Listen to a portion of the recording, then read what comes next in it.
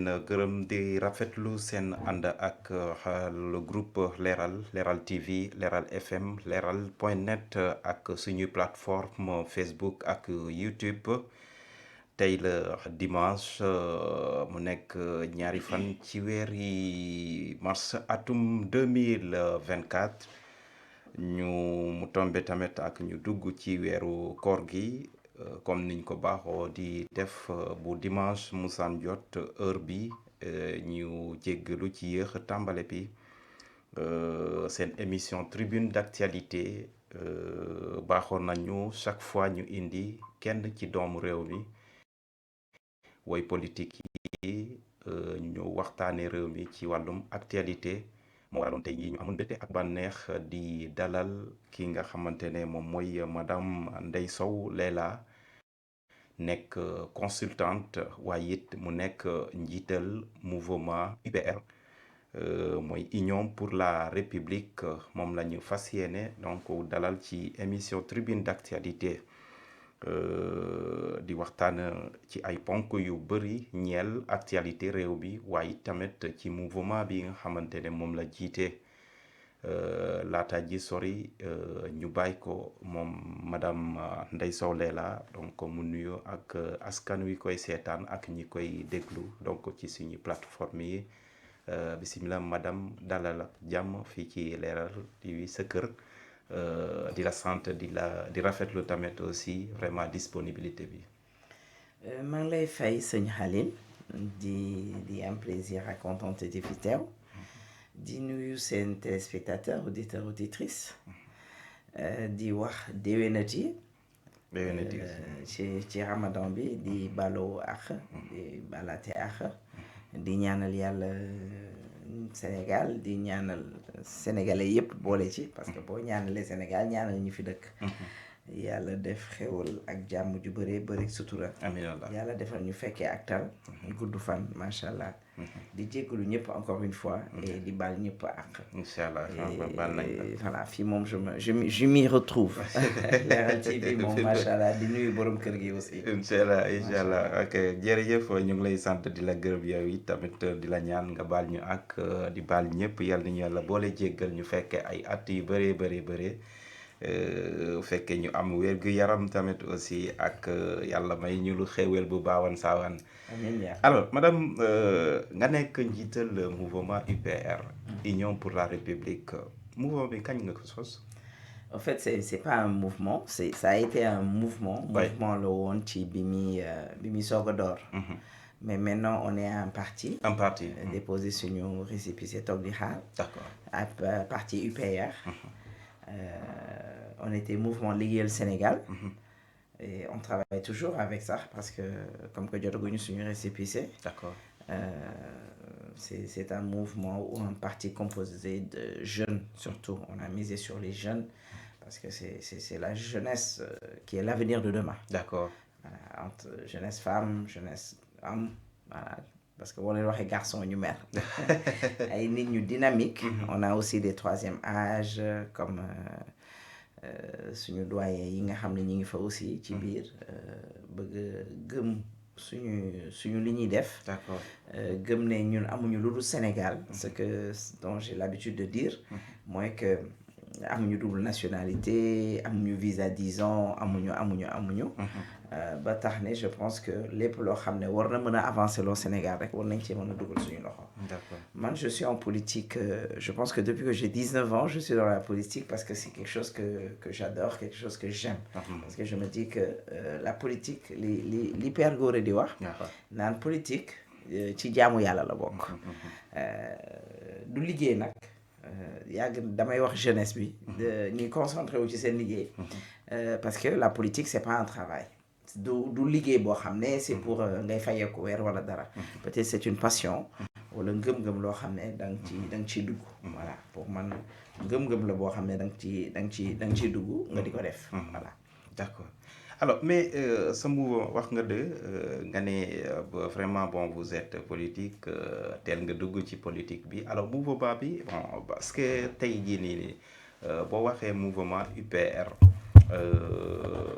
Union pour la République te Parti UPR. Parti UPR donc Union pour la République est-ce que laata ngay dugg ngay créer pour parti boobu am na woon tamit aussi fiñ la musoon xam parce que des fois moom dit naa des fois ngay défendre des fois aussi les causes de l'APR l'Alliance pour la République est-ce que foofu nga musoon nekk ba fii ngay créer sa mouvement. Bon, c'est pas défendre les causes de l'APR. Ah ouais. Nous, on est des Macky Sall, au fait. Ah ouais. Pas qu'on est dans l'APR, mais on est des Sénégalais d'abord. D'accord.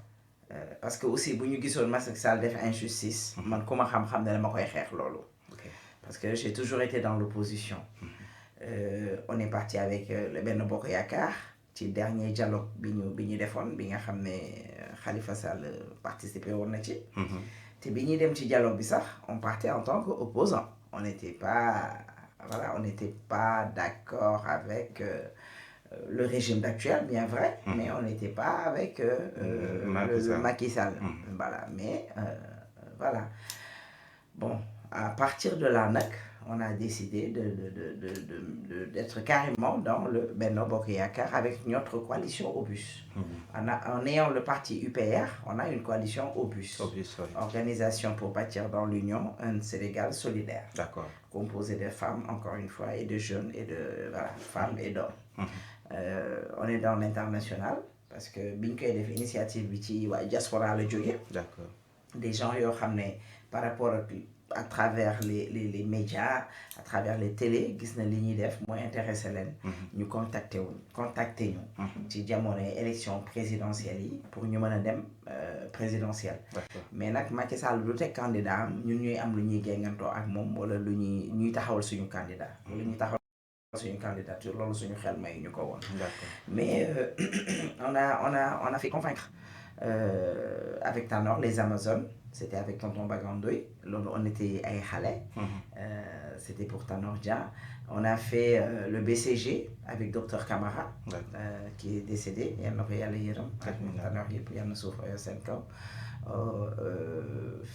Il a fait aussi après le BCG, parce que Dr Camara, ci BCG bi avec AFP, avec Moustapha Agnès, il a été député. D'accord. Il a été député. Dr Camara, c'était le père de l'MC Alessi Gaspard Camara, un ami, un frère.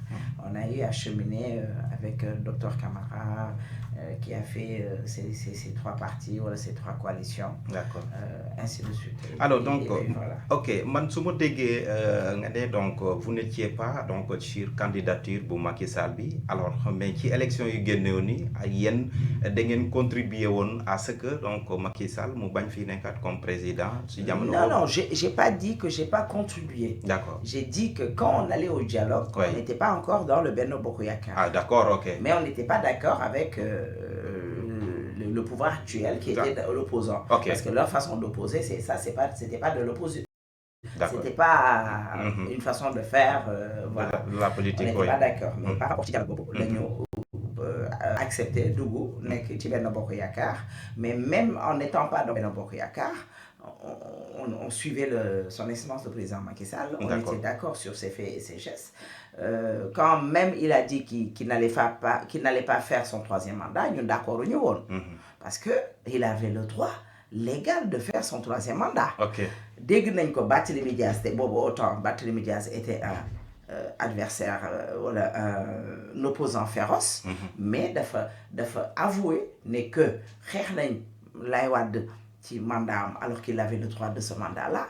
Et xeex nañ aussi Macky Sall ci troisième mandat alors qu'il avait le droit à un troisième mandat. Ousmane Sonko mii tey nekk premier ministre ou accepter koko ne Macky Sall a le droit de briguer son troisième mandat. Loolu fi la ñu fekk. Varia ngi fi.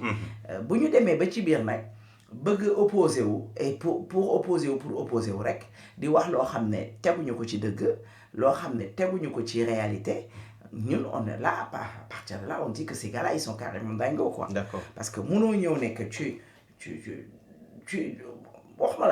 parce que après le accepter, Macky Sall avait le droit à son troisième mandat, mais Ousmane Sonko, Ousmane Macky Sall ñuy laam-laamee ay 3e mandat qui était son 2e quinquennat 3e mandat 2e quinquennat boo xam ne daf ko waroon a def Ousmane Sonko boobu il était dans l'opposition et Macky Sall était toujours au pouvoir et il a dit à qui veut l'entendre que Macky Sall a le droit de faire son 2e quinquennat. D'accord.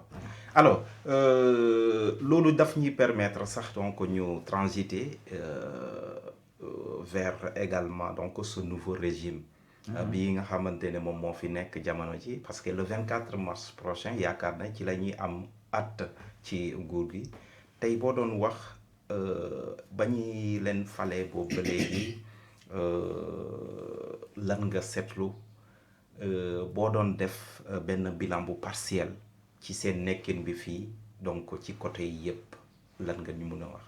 Mais ils ont carrément échoué. Hein. Ah bon, à ce point? Ah oui, ils ont carrément échoué parce que moi, j'ai rien vu de concret. Bon, je sais que je en tant que Sénégalais. Je ne le fais pas de mauvaise foi. Je dis ce que je vois. Parce que nous, on ne fait pas partie... Je ne parle même pas en tant qu'opposante. Je parle en tant que Sénégalaise. Sénégalaise, bi nga xam ne dafa yor bëtam yor ay noppam yor léppam toog voilà normal xelam wër ko mu war a toog wax li mu gis on ne peut pas avoir et même man si je le disais pas le président l'a reconnu récemment si vous vous rappelez bien en tant que journaliste. Oui, dafa ne donc on n'a pas les marges de manœuvre donc pour. Lañ ci nañ quoi. En fait après alors que ñoom c'était pas ces propos-là qu'il tenait en prenant le pouvoir et avant en étant dans l'opposition. Mon cher, je te dis une chose. En tant que politique su nekkee man damay def politique te xamuma réalité pouvoir. xamuma tey bu ma yàlla joxe présidentielle nan laa ko war a gérer xamuma tey su ma jëlee réew mi su ma nekkee député ban façon député laa war a nekk député kan laa war a nekk su ma nekkee maire xaw ma sama mairie nan laa koy doxalee xaw ma mairie nan lay fonctionner j'ai pas le droit à être candidat bay gagner parce que ñii bi ñu nekk ci opposition bi ils nous ont promis mille et je sais pas merveilles xawma ils ont promis le ciel le paradis man quand j'entendais Ousmane Sonko parce qu'on a cheminé ensemble on est parti aux élections en 2019 j'étais dans la coalition Sonko président j'ai eu à être dans Jotna kon je sais que Ousmane li mu doon wax da koo gëm man xam naa ko Ousmane est droit dans ses bottes il est constant depuis que mu nekk Ousmane Sonko nekk dans l'opposition li mu gëm moom lay def li mu bëgg moom lay def quoi qu'il en coûte kon Ousmane bi muy taxaw di wax ne man su ma jëlee réew mi vous aurez Dubaï, vous aurez Paris, vous aurez la France. Man, je rêvais quoi. Parce que je me disais que qui bouge les réunis, bien vrai que je ne suis pas d'accord avec lui, mais il va faire tout ça. Moi, il m'a dit que moi, en tant que Sénégalais, que j'ai les solutions, dans mes poches. Que nous, en tant que président, en tant qu'État, en tant que gouvernement, on va faire mieux que Nifinekol parce que Nifinekol, ce sont des nullards. Peut-être souvent, une solution. Je pourrais dire que c'est un ambi. Je les comprends parce qu'ils n'avaient pas de solution. Ils sont venus à la va-vite comme ça. À la va-vite comme ça. Mais man, il m'a dit que j'ai mes ressources. J'ai mes ressources. Amna ñoo xam ne bu ñu ñëwee ñoom ñoo ñuy financer am naa budget bi. Alors que boo tegee seen programme ñoom wala seen projet. Tu mets le programme de Amadou Ba. De Benno Bokk Yaakaar ou de APR. Attends, y a même pas photo. Y a même pas photo. Parce que Amadou Ba lu ci nekk tegoon na ne lii fii laa koy defee fii laa koy jëlee fii laa koy jëmee. soo xamul ne yow boo waree dugg ci état di nga fa fekk ay rëq-rëq di nga fa fekk ay problème di nga fa fekk ay détails mais kon pour lan nga doon réew parce que lii leen tey nii c'est ça un état. Bon peut-être que ñoom. Un état c'est ça le problème au fait man c'est ce problème là que j'ai. Non peut-être que xamuñu woon nii dinañu fekk vraiment bon liñ fi fekk. Non dama ne la ils ont rien trouvé ils ont trouvé un état normal. Endetté. ma ne la dette ne fait rien du tout amul benn problème dette musul nekk problème ci ab dëkk yu ñu gën a endetté ñoo fi nekk pour réaliser il faut nga am ay dettes l'état c'est une continuité boo bëggee ji ginaar da koy bëgg ki nenam munoo doon ginaar nga te doo jël nen ya munul nekk c'est impossible bu ñu miiraasoon tey sa papa wala sama papa tey ñu miiraas ko boo jëlee nangoo miiraas bi bor yaag yépp da nga koy héritage noonu la l'état c'est une continuité fekk dañ fi Macky Sall bi muy ñëw bu jàmbatoon mel ni ñoom est-ce que dëkk bi dina avancer on a des problèmes rien ne va dans ce Sénégal-là rien ne marche c'est pas parce que je suis pas avec eux wala j'ai pas voté pour eux ce sont les 54% qui ont voté pour eux ñoo koy wax tey 54% yooyu voté pour ñoom nee nañ dund bi cher na quand ils sont venus comment ils ont fait ils sont venus affaire bi jaaxal na leen nit ñi ñëw rek automatiquement dégg nañu wax yi ils se disent que attends dañuy wàññi bi qu'est-ce que nous a coûté ñu dem ci boulangerie 85 boulangeries yoo xam ne tëj nañ te ñoom bi ñuy ñëw boulangerie yooyu ñu ngi dox même pas waxuma te bi muy am même pas 1 an boulangerie tëj ñaata nit au chômage ñaata nit nga yóbbu au chômage ci façon wàññi boo xam ne xamoon ni nga ko war a wàññee tu n'as pas calculé je veux le faire parce que c'est du populisme parce que je vais aux élections je vais aux législatives je veux avoir tous les députés à l'Assemblée nationale je vais avoir la majorité et je vais faire ça maintenant lu mu ñu yóbbu maintenant le sac de riz coûte combien le sac de riz coûte 24 500 et 500 bi moom ngay fayee pour ñu gàddu la saako ceeb bi yóbbu la ko huile bi lu mu nekk Macky Sall ñaata la ko bàyyi woon 18 000 19 000 on est à 22 500 huile poobar kaani lépp a cher location moom doo laal kenn waxatu ko ñi nga xam ne dañ leen a wàññi lool sax bi fi Macky Sall nekkee léegi borom kër yi dañuy ut prétexte pour génnee leen d'accord est-ce que ñooñu ñu ngi leen di dimbale mais quand même quand on parle de 1 an de ce gouvernement là ils ont rien travaillé combien de voyages Diomaye a fait Khalil ñaata voyage la Diomaye def mais il le faut quand même aussi des voyages bañuñu ko non bañuñu ko mais des voyages qui nous rapportent ah bon mais Diomaye même bu nekkee indi na fan la mës a toog mu ne man indi naa musoo dégg fu Diomaye toogee ne man tukki naa indi naa rendre ñu compte musul am et je pense que saa yu état gouvernement voyagé wala président voyagé war na mën a ñëw rendre compte sénégalais wane ne jëlee naa fa lii jëlee naa fa la te ku leen xam avec leur grande bouche bu ñu ñëwoon am dara dañ koy wax Ousmane Sonko va sortir pour dire que am naa lii am naa laa am na lële 1 an mais vraiment c'est vraiment horrible c'est vraiment terrible et ça va se sentir dans ce mois de Ramadan là. Ah bon comme ça ouais. 1 an moom vraiment c'est vraiment mais les 1 an aussi moi j'essaie juste également de vous faire comprendre que ñoom également prétexte bi ñuy jël que ni vraiment bon les choses sont devenues un peu difficiles c'est parce que dañu ñëw fekk fii et vraiment état boo xamante ne c'est un état en ruine comme Ousmane Sonko ni mu ko waxee nee na mu ngi ci 4e sous-sol bi yàggu ci ñu génn également le rapport de la Cour des comptes bi ñëw certifié ni Ousmane Sonko li mu waxoon dëgg la que état bi dafa endetté. Khalil, je suis pas d'accord. Ils n'ont pas dit que Ousmane Sonko li mu wax dëgg la. Ah, je suis pas d'accord. Mais ça sous-entend que donc Ousmane Sonko moo génnoon fii def conférence de presse mu ne xaalis réew mi dañ ko sàcc. ba jot na sax cité des anciens ministres yoo xamante ne ñoo nekk fii nee nañu dem laaj ñooñu mais Cour des comptes bi mu ñëwee tamit ak rapport bu mu génne boobu tamit dafa mel ni dafa topp ci tànku Ousmane Sonko ci li mu waxoon ci état bi dafa endetté wu xaalis réew bi dañ ko sàcc ñi fi nekkoon loolu est-ce que loolu taxu gënul tax ba situation bi difficile Sénégal. Tu sais, je pense que Cour des comptes a coupé la poire en deux. waaw Cour des comptes sax dugal na leen ñoom parce que dëggal na li Amadou Ba waxoon. Amadou Ba dafa ne woon bàyyi na fi 247 milliards je pense. ñoom bi ñu génnee dañ ne 147 milliards lañ fi fekk. Où sont ces 100 milliards où sont ces 100 milliards là. Je pense que Cour des comptes wax na loolu. dans le rapport. Et la Cour des comptes aussi waxul ne que chiffres yi Ousmane Sonko wax dafa exact que effectivement njuuj njaaj dafa am. D'accord. Je suis pas d'accord. Ce que je dis encore et je me répète, ils ont coupé la poire en deux. Ils ont voulu faire plaisir à Ousmane Sonko. Ils ont voilà quoi. C'est juste milieu et c'était pas bien quand même.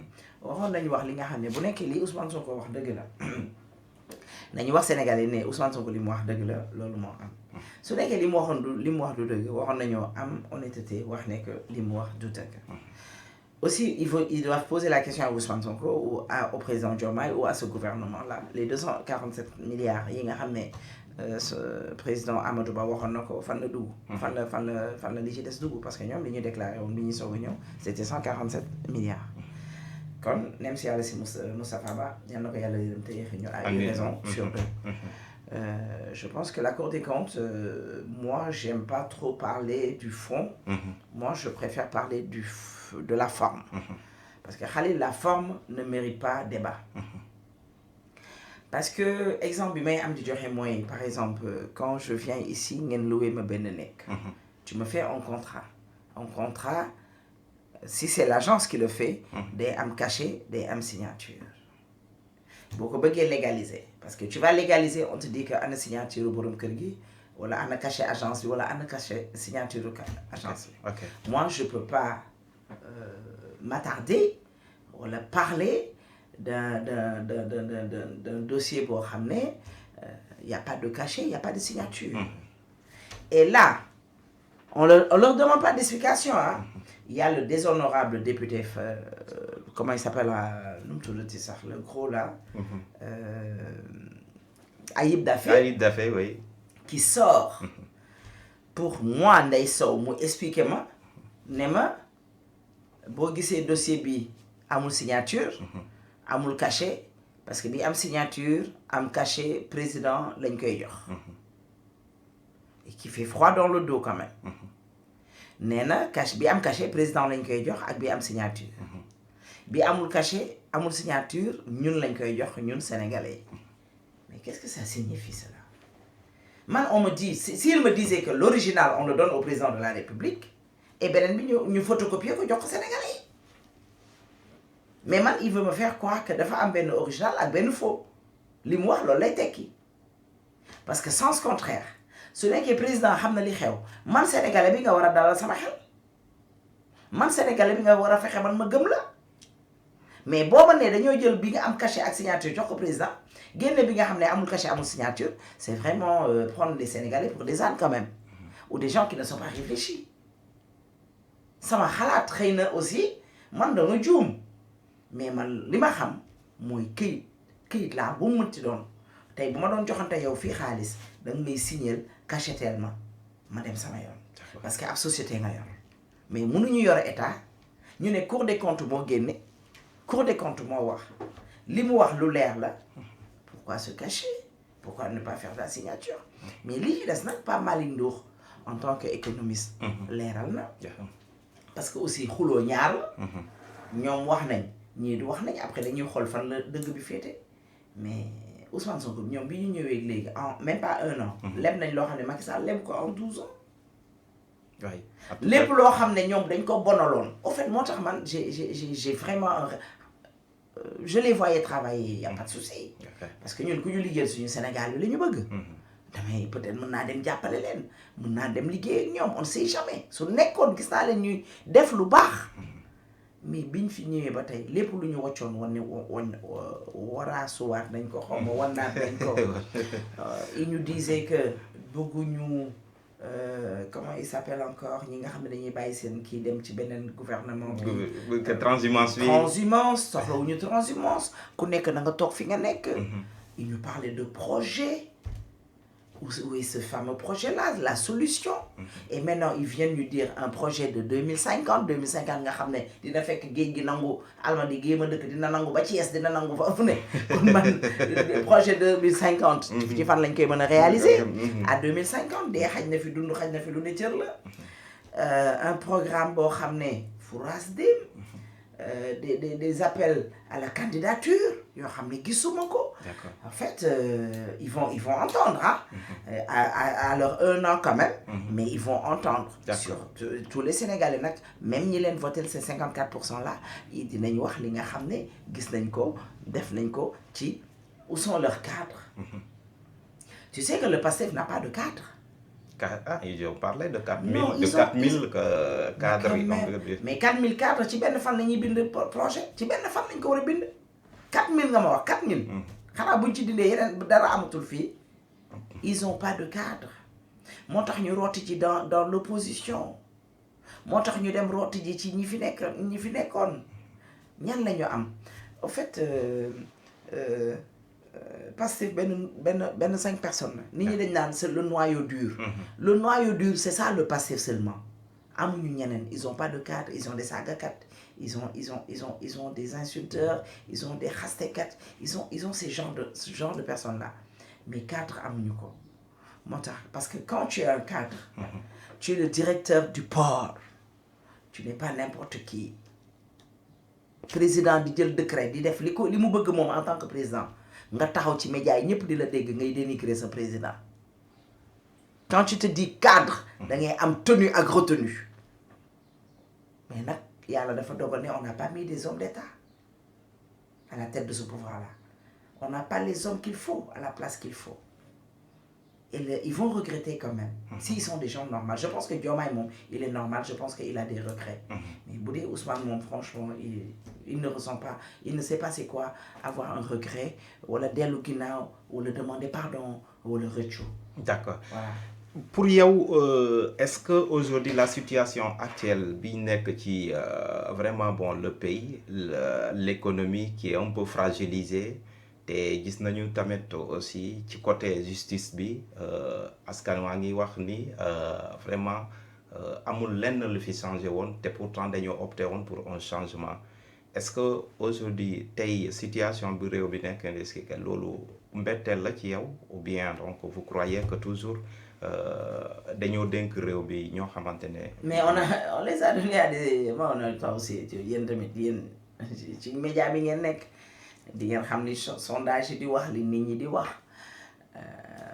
c'est catastrophique en fait c'est catastrophique parce que en plus au lieu ñu liggéey ñu nekk di dàggasante di xuloo di xase bërki démb woote bi ñu wootee dialogue bi ñu wootee moi Ousmane Sonko m'appelle au dialogue man j'y vais pas. Ah bon? Ah si. Pourquoi? Parce que man Ousmane m'a toujours dit que gëmul dialogue quand son excellence le président Macky Sall doon woote dialogue Ousmane moi me disait que man gëwuma dialogue il n'est jamais participé à un des dialogues yoo xam ne woote nañ ko et dialogue c'est pour tout le Sénégal c'est pour tous les Sénégalais le Sénégalais lambda le ministre le directeur la bonne qui chez toi le dialogue appartient à tous ces gens-là et il m'a fait savoir que man gëwuma dialogue nee na ma dialogue mënta rapporter dara kon tey bu xëyee woote dialogue man dama naan li muy woote gëmu ko et la preuve bi mu demee lu mu fa wax déjà c'était quelque chose voué à l'échec voilà bien na parce que loo xam ne amul xawma TDR lañ koy wax xawma li nga xam ne moom la ñu war a waxtaanee indi wuñ ko waxuñu nit ñi lan la ñu war a waxtaanee bu ñuy dem loolu da nga koy tasaare jox ko nit ñi ne leen bu ñu ñëwee ci dialogue bi lee ñu waxtaan ku nekk na nga ci xalaat. loolu seen centrale syndicale yi ñoo ko wax ni vraiment bon ñoom. mais loolu moo am. parce que bi ñu waxee waxu dialogue bi ak bi dialogue bi amee benn la est-ce qu'ils ont eu le temps de le faire est-ce qu'ils l'ont fait est-ce qu'ils pensaient le faire ça signifie que Ousmane a appelé un dialogue boo xam ne gëmu ko c'est pas sincère en lui la preuve bi mu taxay parce que dafa amoon lu mu bëggoon a yóbbante lu mu bëggoon a wax te nag kaay wax la Khalil ku tiitul man tiit naa te tiit dafa jot. parce que Ousmane dafa wane ne dëkk dafa joxe exemple ci dëkk yoo xam ne ñun xam nañ ñooñu seen dëkk yi nan la ñuy doxalee. de très mauvais exemples. D'accord. Ousmane li mu bëgg a wax mooy que la dictature dañ koy teg Sénégal bien vrai que dugg nañ ci li mu wax mooy dañuy restreindre la liberté des Sénégalais. non mais je ne crois pas que loolu la. maanaam Sénégalais yi Ousmane non moo ko wax man waxuma ko de ay waxam laay répété. li mu wax biir Grand Théâtre dëkk yi avancé yëpp dañoo restreindre la liberté des gens. et ça c'est de la dictature ku weddi laaj waa Gambie gii rek jege ñu. ku weddi laaj waa Gambie et je pense que ces 54% là qui ont voté pour ce gars-là ils vont pas l'accepter parce que opposition bi du ko accepter la masse silencieuse ne va pas l'accepter Khalil ku tiitul man tiit naa te tiit dafa jot Je ne crois pas qu'on arrive aussi à ce point parce que boo jëlee par exemple aussi ci centrale syndicale yi dafa leen wax carrément que réew mi donc fu mu toll nii il n'y a pas de quoi également donc à se précipiter mettre la pression ci gouvernement bi grève yi nañ ko tegagum pour ñu mën a càmbar tamit la situation du pays ba mën a régler les mais moom moo leen diggoon ne Macky Sall yokkal na leen waaye man boo leen ma falee ma def li Macky Sall def duubalam vrai ou faux moom moo leen waxoon ne su ma jëlee réew mi Macky Sall da leen di fontoo lim leen defal man dama leen di defal lu ko ëpp y avait ce Dame Mbodj la nekkoon seen ginnaaw di leen ruux di leen pousse pour ñuy def li ñuy def di grève guddi ak bëccëg lu tax dëkk du am grève ñoom bi ñu jëlee réew mi ba tey pour war na seen bilan nul ñaata marche lañ fi interdit bi ñu fi ñëwee ba tey gis nga fi marche biñ ko fi ñëwee ba tey est-ce que gis nga fi marche bu Agnam bi la ñu accepté parce que xam nañ ne ñu accordé leen dañuy def ñu bañ leen a accordé dañuy def ñun ñaata marche la ñu déposé ñoom ñu bañ ko et on dit qu'on n'est pas dans la dictature des taximan am ñu leen naqari ñoom bi ñu jëlee réew mi taximan yi ñoo fi ñëkk a bëgg a def marche may ñu leen ko bi ñu jëlee réew mi Jakarta maan yi nga xam ne dañ ko doon lijjanti ne Jakarta kat dafa war a cag-cag clando lii lu mu tudd affaire bi moto yi dañoo war a cag-cag def ay livraison mais pas taxi biñ koy état bi fi nekkoon doon ko régler dañ leen wan ne ñi dañ leen a bañ. D'accord. géej gi ba tey nit ñaa ngi dee ci biir géej gi duñ ko wax ñu ne ñoom bu ñu ñëwee géej gi day arrêté bi ñëwee la géej gi gën a yokk yan emploi lañ fi jox benn emploi lañ fi jox jeunes yi mooy dee leen nettali soo leen gisee Ndeye Sow dugg ci ministère bi nettali leen ñu ko soo leen gisee ku tabax kër fële nettali ñu leen ko maanaam ñoom nga baal ma ci wax ji liggéeyu fenkat lañ jox booy yi parce que dañ ne ñoom nañu nekk ay naka lañ leen tuddee ay lanceurs d'alerte. D'accord. Alors que loolu ça existe déjà dans la police. Loolu c'est aux hommes de tenue de le faire. C'est pas un civil à Ndeye Sow de le faire. ñëw ne man damay def lii parce que damay nekk benn lanceur d'alerte Khalil. dañoo tas yaakaaru nit ñi. li mu wax barki démb kii ni nga ko waxee dafa simple li mu wax syndicat yi. dafa ne prenez vos responsabilités bés boo leen nii def grève waaye l'État aussi va prendre ses responsabilités da leen a tëkku. Comme dans ses habitudes, il les a menacés. Alors que yow yaa ngi jàkkaarloo ay pères de famille yoo xam ne dañoo am lu leen naqari ñu la koy jooy nga war leen a proposer wax leen ne dina defal leen parce que yow yaay seen waajur fi ñu toll nii dinañ leen utal solution dinañ xool nan la ñu mënee amoo looy def lu dul di leen menacer di leen tëkku.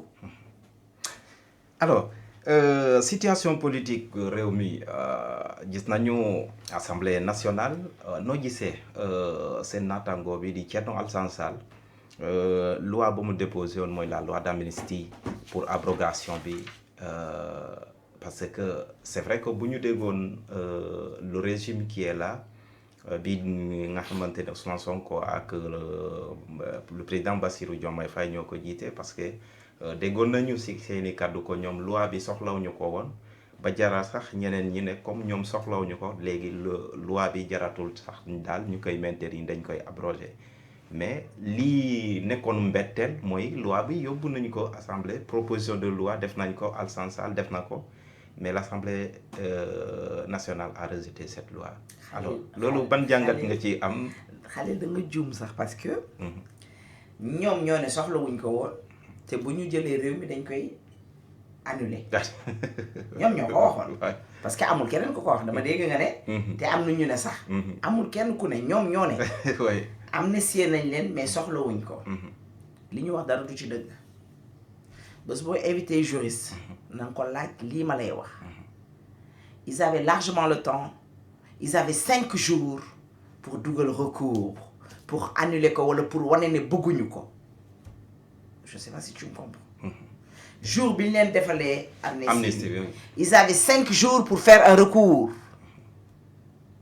lu tax defuñu ko 5 jours te ku leen xam-xam ne ñoo dàq recours ku leen xam-xam ne ñoo dàq wax ku leen xam-xam ne ñoo dàq tontu mais c'était le silence total nu ñu def ñu ne dañoo gedd saal bi waaye ñoom ku leen xam ku ne xam leen ci yëfi wuyu gi fi bandi lu tax keroog ba amnistie bi ñu ne dañ koy def lu tax demuñu dajji micro yi lu tax tëgguñu ay lu kii ci biir assemblée bi ba jaxase ko. lu tax defuñu loolu yëpp ni comme dans leur habitude. mais quand même. peut-être ils parlent à leur voilà quoi ñoom seen ñooñu la ñuy waxal. mais ils s'adressent pas à moi et toi et keneen ak keneen. parce que je pense qu'on est réfléchi quand même. jànguñu juriste jànguñu judiciaire la xam lu ñu koy waxee. on n'est pas des juristes mais nag on comprend vite et bien. et on demande et on réfléchit. mais vous croyez yow da nga yaakaar ne loi bi ñoom dañ ci am. intérêt da am buñ ci amuloon intérêt du ñu falu. buñ ci amuloon intérêt du ñu toog fi ñu toog tey. loi bi tey buñ ko abrogé woon tey. mennum Diomaye moo ciy mucc. te mucc bi mooy day buggi mandaam jeexee day dellu.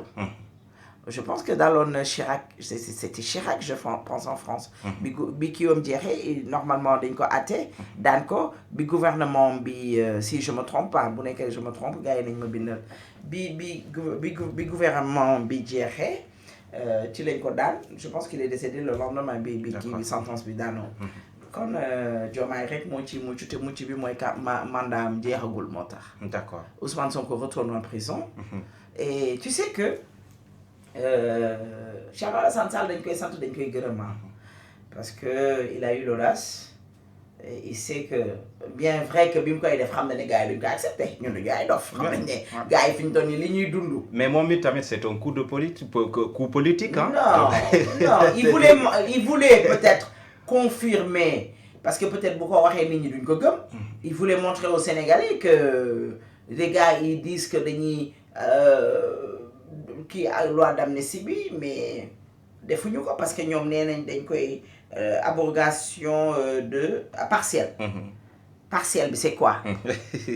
Thierno Alassane Sall dugal. total ñu rejeté ko. Amadou Ba dugal partielle ñu accepté ko ko. partielle c'est qui c'est pas à eux de définir kan ak kan la ñuy topp wala kan non loolu amul. parce que bi ñuy def amnistie bi neewuñu diw ak diw ak diw ñoo ciy profité dañ waxuñu ko. ñun ñii ñëpp bu ñu sañoon dañ koy abrogé dañuy dindiwaat amnistie bi li tax ñu koy dindiwaat man ñaari xale yi ci ñàkk seeni bakkan ay doomi jàmbur suñu yaay yi ci am ay lakk-lakk suñu nijaay yi suñu papa yi ci biir tata bi mais ñooñu man bu ma sañoon dañuy dee biir kaso. ah bon. mais dañoo ubbi tata lakk ñaari xale sànni ci cocktail molotov lakk ñaari doomu jàmbur ba ñu ñor xam nga luy loolu est-ce que xale yooyu leurs parents se sont remis de ça est-ce que seen yaay dofu ci est-ce que seen papa dofu ci y a tellement de questions parce que man juruma leen et ça me tourmente ba léegi man c'est dans ma tête imaginez kon man juruma xaw ma leen bokkuma ak ñoom gëj naa ak ñoom ci Adama Awa te ba tey mi ngi ma choqué parents ñooñu nan la ñu war a dundee. bi ñu déggee loi d'amnistie bi nan lañ ko xalaatee ñoom ñoo accepté loi bi leneen lu ñu wax sénégalais yi lu dul lii ma la wax du dëgg ils avaient man sax 4 jours laa doon wax nekkete ils avaient 5 jours pour dugal recours pour wane ne ils étaient pas d'accord amnistie bi su amul woon du ñu génn kaso tey bay nekk fii ñu nekk tey. d'accord nekk ñàkk jom la ñu nekk fii parce que amee wuñ ko niñ ko war a amee. te lii ñu leen jiñ dañ koo accepté dañ koo nangu rey bi ne ñoom la dañ koo accepté parce que boo ko accepté woon doo dédommager ay nit doo fay ay nit doo génne 108 millions dëkk bi amul xaalis dëgg la kay dëkk bi amul xaalis on sort 108 millions pour donner à ces jeunes là à une association de malfaiteurs dëkk bi amul xaalis on sort 5 milliards pour jox leen ko de naka dàmpaay du wala du loolu lañ ko tuddee à une association de malfaiteurs. man je les appelle association de malfaiteurs weesuwul ngeen booloo ne da ngeen di taal ab Sénégal di yàq BRT di taal di sànni ak cocktail molotov di yàq man sama kër taal nañ sama oto def nañ mais attends dem kër maître El Hadj Diouf def mais loolu bu dul yëfi wuyu lan la APR wala Benno Bokk Yaakaar moo ñëw taal sama kër man naa taal sama kër maître Diouf moo taal këram Makhtar Ba moo taal këram ak keneen Farba Ngom keneen c'était une association de malfaiteurs. D'accord. Ce sont des malfaiteurs la ñu amnistié. D'accord. Ce sont des gens yoo xam ne Moi, je vois un ministre de la République qui s'assoit, qui se met dans une télé, devant une télé, et pour dire que moi, j'ai participé à faire des cocktails Molotov, j'ai financé à faire des cocktails. Un ministre de la République. Et ça ne choque personne, ça ne dérange personne. Et ce sont ces gens-là qui disent et qui acceptent que ils ont fait participer à des manifestations. Diko titero, té dama ñaan suñu justice bi vidéo bobu xéna mënaguñ ko lijeenti légui nañ ko téyé ba heure bu fi ñuy joggé parce que ministres yoyu ils devront rendre des comptes. D'accord. Alors ñu ñëw ci tuddu nga ko sank ci affaire Farba Senghor danaka Farba duguna def nañ ko mandat de dépôt. Tahirou Sarr tamit nak noonu mandat de dépôt la te Farba ba fii ñu toll nii donc avocat yi sax mënuñu expliquer Farba liñ koy toppee donc parce que ñoom wax nañu ñu ne blanchiment de capitaux détournement de deniers publics alors donc est-ce que loolu wax la boo xamante ne mën nañ ko consommer ci li nga xamante ne loolu moo tax ba ñu def ko mandat de dépôt et pourtant Farba dafa defoon benn consignation donc mais juge bi dafa rejeté loolu noo gisee loolu. Bon Khalil xam nga sànq yaa ngi may wax ne ma dëkk bi ñoom ni ñu ko fekkee dëkk bi dafa metti. bi mu mettee est-ce que ñoom jéem nañoo réduire le train de vie de l'État? Sans contraire, ils ont augmenté. C'était à 250, ils l'ont emmené à 253 milliards. Yokkal président, yokkal premier ministre, yokkal président Assemblée nationale. Président Assemblée nationale, ñoom ñi doon wax démb ne oto, mais député soxlawul oto. Di ko xasee Macky Sall, di ko xarabee Macky Sall. Tey ñoom ñoo ne dañuy jëndal député yi oto parce que fa ñu dëkk dafa sori ñu génne 2 milliards. Marché oto yooyu kan lañ ko jox? Est-ce que waxee nañ ko? Ñu ne de dañ leen di jëndal ay tablettes xaalisu tablettes yooyu xajul woon ci universitaires yi xaalisu tablettes yi booy université yi xajul woon ci ñoom bi ñu jëlee réew mi ba tey université ngi xeex université bi ñu doon wax ne Macky Sall maanaam toog nañu weer boo xam ne université bii bu jëlee bii jël te li ñuy jooy ñu ngi koy jooy ba tey Khalil d'accord damay ñëw ci Farba la charrue avant les bœufs moom laa gis ci dossier Farba bi la charrue avant les bœufs. Nga ne Farba dañ ko jiiñ blanchiment de capitaux ak lan ak détournement de deniers publics. Mais détournement de deniers publics parce que xaw ma aussi ma foog ne ki ñu ko war a jiiñ dafay liggéey ci état. Est-ce qu'une personne lambda, moi je ne suis pas dans l'état mais je peux le faire. Est-ce que je peux le faire? Je ne sais pas. Non. Je pense que même si je le faisais, c'est avec la complicité des gens de l'État. C'est tout. Bon, l'État m'a dit la charrue avant le bœuf. Un, dossier Farba bi dañ ne ci Tahirou Sarr la jóge lu tax ñu njëkk a convoqué Farba te njëkkuñu convoqué Tahirou Sarr ndax nee nañ bu tax ñu jàpp ko Tahirou Sarr moo tax ñu jàpp Farba. xaalis bi trésor lañ ko fayee fa la jóge ana ki ko jox trésor mën nañ faa blanchir man pour man ça devait être une enquête sérieuse avant ngay dugal qui que ce soit kaso bu nekkee dafa jaar yoon laa wax de enquête sérieuse mooy xaalis bi fu mu jaar fu mu jóge ku ko joxe ana impôt domaine ana Mame Boye Diao parce que tudd nañ ci ay suuf ku nekkoon directeur domaine Mame Boye Diao kon Mame Boye Diao dafa war a ñëw mais pourquoi le choix de Farba Ngom et de Tahirou Sarr? Pourquoi ce choix-là? Tahirou Sarr c'est le goro de Macky Sall mën naa ko waxee noonu parce que doomu Macky Sall moo takk doomu Tahirou Sarr. Farba Ngom ku xam ne il est proche de Macky Sall. Ils veulent faire un mal à qui? À Macky Sall. Ousmane Sonko dafa toog mu ne man procureur ministre de la justice ak ministre de l'intérieur ñoom c'est pas un poste administratif c'est un poste politique. Je fais que répéter les dires de Ousmane Sonko en tant que premier ministre. mu ne leen su ma leen waxee jàpp leen Déthié da ngeen ko war a jàpp yow ministre de la justice su ma la nee jàppal ma Déthié da nga ma ko war a jàppal moom moo wax lii loolu mu wax nag ministre bi man moom laa gis nii mu koy def mu dem Agnam dem Fuuta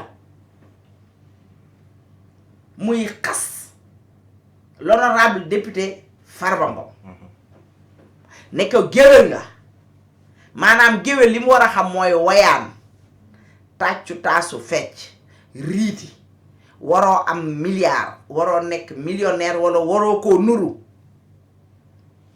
daan na leen incha allahu rabi élection yi di ñëw Farba du ci bokk waaw Ousmane day yàlla wala day yónnent wala day malaaka wala day daggitu malaaka ba moom war a xam l'avenir wala day gisaane Ousmane dafay gisaane ba tax mu war a toog ne Farba yow la honorable député Farba yéen ñii di wax ak moom incha allahu rabi déwén du nekk candidat élection bu amatee du nekk candidat kon man damay daal di gëm ne kaso bii Farba Ngom dugg Ousmane Sonko moo ko fa dugal parce que man moo ma ko wax. d'accord man moo ma wax ne ma Farba incha allahu rabbi du fekkee yeneen i élection mu ñëw ci Lat Diop mu ne Lat Diop incha allahu rabbi dinaa la tëj bu su ma jëlee réew mi xëy na tombé waral ay gaaf wala yéene bu tombé la wala malaaka romb def amin Tahirou Sarr kan la tooñ Tahirou Sarr teral Sénégal jàppale Sénégal ku ne dégg na li mu def RTS barki démb ku ne dégg nag fan yële maa ngi dégg ba gis benn vidéo boo xam ne 2S El Hadj Ndiaye ñu ne arrêté leen mu ne arrêté leen émission bi ndax Tahirou Sarr nee na jox nañu 250 millions comme 256 millions un bienfaiteur un Sénégalais qui est international ñëpp dëkk bu ne bëggoon na am benn Tahirou Sarr nga jël Tahirou Sarr moom ne ko kàpp ci biir kaso bi ñu ne nga yóbbu ko néeg ba gën a yées ci biir néeg mais nag Ousmane dafa war a xam ne Khalil ay góor la tëj tëjul ay jigéen ay góor ñoo dugg biir kaso ce sont des vrais hommes ce sont pas des homontu ce sont pas des hommes yoo xam ne dinañ leen dugal ci biir prison bi ñuy def ay këll-këll naan dañoo feebar dañoo nangam dañoo ku ci ne dangaa feebar dafa lay leer ne dëgg la ci moom dafa feebar man gisuma lu waral ñoom ñu yóbbu leen kaso refus le fait que le juge refuse de prendre cette caution là je me demande le pourquoi parce que juriste yi ngay dégg yëpp dañ ne la su nekkee affaire bi dafa passé liste dossier bi dafa dépassé li ñu lay toppee dafa dépassé 1 million matul 1 million duñ la téye mais su dépassé 1 million dañ lay def mandat de dépôt wala nga teg caution wala ki def caution mënoo koo bàyyi mu ñibbi biir kër. dans les normes bu dee. surtout ngeen dëkk bi amul xaalis ba pare nag Khalil damay jàngal Sénégalais lan mooy caution parce que le Pastef ils ont l'art ou l'habitude de déformer les choses tey boo may loué sa kër dama la jox 2 mois d'avance. wala 3 nga bindal ma reçu. ba su ma waree génn danga may delloo sama 2 mois d'avance. su nekkee yàq naa. contact yi peinture wala dañ ko war a defaraat. danga koy dem ciy dindi xaalis bi delloo ma li ci des. vrai ou faux. vrai. dépôt bi gars yi di def par exemple l'honorable Farba n'a pas déposé l'argent liquide. dañoo évaluer ay këram ba mu mat 34 milliards. mu ne leen léegi man comme gage je donne les 34 milliards je rentre chez moi tant que enquête bi di def. Sénégalais li ñu war a xam mooy loolu Farba joxe tey 34 millions yi su dossier bi demee ba jeex ba ñu enquête ba xam ne Farba mii li ñu ko jiiñ moo ko def. dinañ ko jël yóbbu ko kaso tëj ko. ba pare 34 milliards yooyu état dina ko justice dina ko téye ba pare bu ñu ko waree amende ñu amende ko.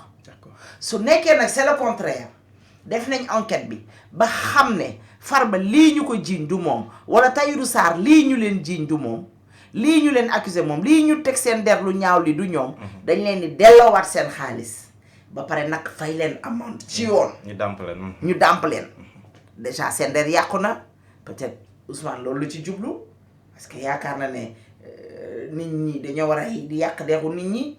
mais je tenais à leeral loolu Sénégalais yi pour ñu comprendre parce que dañ ne ku sàccu doo fay. d'accord tey su ma ñëwee ñu ne la yow yaa yàq li te yàqoo ko di nga fi bàyyi sa xaalis ne ah sëñ bi sëñ daam teel lii nga téye ba ñu def enquête bi ba xam ne man yàquma ko ngeen delloo ma sama xaalis loolu moo indi pour ñu teg xaalis parce que ban sens la am Farba tëdd ci kaso ban sens la am Tahirou Sarr tëdd kaso mais les dossiers là sa xel dafay tey Khalil sa xel dafay tey quand tu vois le dossier de Samuel Sarr une personne boo xam ne yaa ngi créer ay emploi c'est des opérateurs économiques je peux pas comprendre comment tu peux prendre un businessman un rapporteur d'affaires nga ne da nga koy tëj parce que pour assoupir ta vengeance je peux pas comprendre le cas de Lat Diop man maa porte plainte Lat Diop mais man mi porte plainte Lat Diop nekkuma fi mais tëj kaso ba nga waxoon Lat Diop moom nga ko wan nii on est dans un gouvernement buy dox ci vengeance un gouvernement qui travaille sous la dictée préparée quand tu travailles sous la dictée préparée doo mës a avancer. D'accord. Je voudrais que Diomaye siffle la fin de cette récréation-là. D'accord. Khalil, il faut que Diomaye siffle la fin de la récréation. Il faut qu'il fasse quitter son premier ministre. Tant que Ousmane Sonko est à la tête de ce gouvernement-là, dara du dox dans ce Sénégal-là. Parce que c'est le premier ministre qui doit aller chercher des financiers. moom moo war a dem seeti ji ay partenaires moo dem war a wax ñëw mënta dem parce que y a le dossier de Adji Sarr mënta dem parce que Adji Sarr ngi lijjanti boppam ci Europe di teg ay jalons yoo xam ne Ousmane la gën a xam ne du wàcc Europe. D'accord. Voilà. Alors donc ñu xam naa ne donc li ñuy dese woon ci ay waxtu xam naa daanaka léegi jeex na presque sax waaye dinañ ñu may ñu eggali poñ ba ci des fan yële tamit mbir mu caisse noire bi. déggoon nañu fi opposition bi ba ñu koy ngañ donc ba ñu nekkoon ci opposition ñu ne dafa haram alors tey jii nii demaat nañu assemblée donc le premier ministre nee ne moom musul wax loolu mais caisse noire bi sax problème caisse noire toujours dañ koy wax di waxaat fii ci Sénégal ak koppar bi ci nekk loolu noo ko jàngatee. yaa ngi reetaan. xale da nga yaru da nga baax en fait da nga yaru da nga baax wala koor gi moo la jàpp Ousmane bon il se dédie c'est dans son je pense qu'il est malade hein, on doit aller le soigner tu sais que Ousmane c'est un article 50 je pense que mbokk mi ñi ngi seetaan Sénégalais yi ñi ngi seetaan te Sénégalais nag boo amee problème mu bopp dañ lay jay duñ la wax dëgg parce que biir je reviens même pas 1 an en arrière. Je reviens pas 2 ans en arrière, je reviens pas sur la vidéo bi mu def ak ce gars-là. Voilà. Je reviens pas sur ça. Je reviens à 1 mois en arrière, à 2 mois en arrière. Quand Ousmane Sonko s'est tenu devant l'Assemblée nationale, mu ne mi ngi tontu je pense l'honorable député Abdou Mbow. dafa fëgg dënnam il était en grand boubou blanc. dafa fëgg dënnam ne man maa ko wax. si je pense que yéen vous avez ces archive là dafa fëgg dënn mu ne man maa wax loolu 1 mois après même pas peut-être 2 mois après le premier ministre Ousmane Sonko revient pour encore taper sur la table taper du poing pour dire qu'il ne l'a jamais dit lan moo am à débattre on parle de quoi tu veux que je te dise quoi lan nga bëgg ma wax la attends tu veux que je te dise quoi moi sur quelque chose qui est flagrant délit wax naa la yóbbuma la 1 an en arrière yóbbuma la 2 ans en arrière man dama la indi sur entre 1 à 2 mois là il était en grand boubou blanc et là il était en deux pièces et là il dit que fëgg dënn comme dans ses habitudes il est imbu de sa personne il dit que c'est moi quoi maa tey maa ko wax loo ci mën et là il me revient il me dit que je l'ai jamais dit. D'accord. Là c'est au Sénégalais de juger moo tax ma ne la article 50 la ça ne va pas dans sa tête billahi wallahi lazim damaa war Ousmane am na lu nekk ci moom billahi dafa war a faju ji c'est en fait Sénégal dañuy jay nit mais comportement bii mu am arrogant xuloo xeex jaay doole en fait si c'était en France on allait le soigner et tubaab bi xam nañ ne ce gars-là à la tête de ce gouvernement-là ce gars-là il n'est pas normal à la tête de ce gouvernement là dara du dox Khalil ñi ngi ree suñu musiba ñi ngi ree lu ñuy naqari ji suba non tout sauf ça mais xam nga dafa am deux choses yu mu def Assemblée nationale fëgg dëndam ne maa ko wax fëggaat dooraat ci au point ne man j'ai jamais dit wan ñooñu ne da ngeen di fen waxoo leen dëgg ba pare nag ndeysaan le ridicule ne tue même pas daal di xool waa jooju sant Sall paa boobu ne ko yow sa dignité ak sa personnalité bu la mayoon waroo nekk fii ci biir Assemblée nationale mais Ousmane Sonko est-ce qu'il s'est regardé dans un miroir est-ce que bi muy wax kooku loolu kooku defu fi délit kooku waxu fi délit sa Sall laa borom Kër Mbay Fall demul Sweet Beauté demul massage seeti jiwul ay moroomu doomam kooku la war a wax ne kooku la Ousmane Sonko war a jàkkaarloog moom ne ko yow bu nekkee am nga looy jomm tuuti heure bi waroo toog woon wala waroo ubbi sa gémmiñ wax c'est à Ousmane Sonko de parler. D'accord.